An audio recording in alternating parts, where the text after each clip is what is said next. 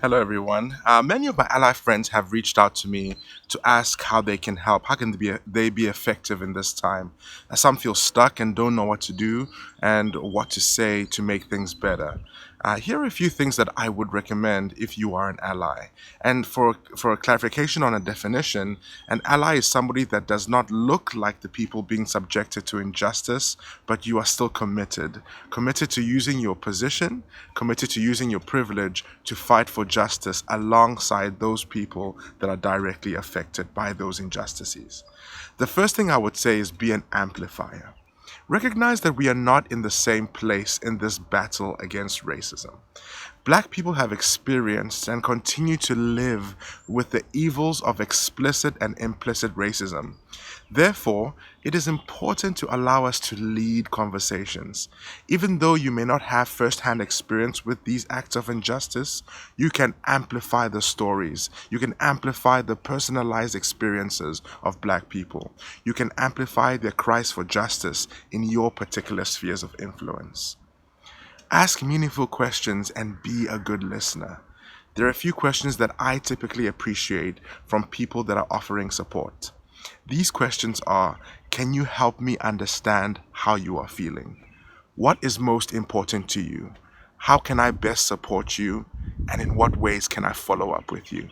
There is a certain humility that comes with these types of questions. Come alongside us and let's fight together. When you see racism, injustice, and prejudice, interrupt it. Being silent or not taking action actually sends a message.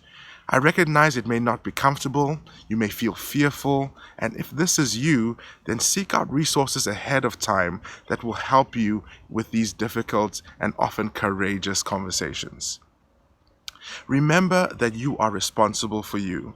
Educate yourself on Black history and expose yourself to not only explicit acts of racism, but subtle forms of racism that are perpetuated from generation to generation.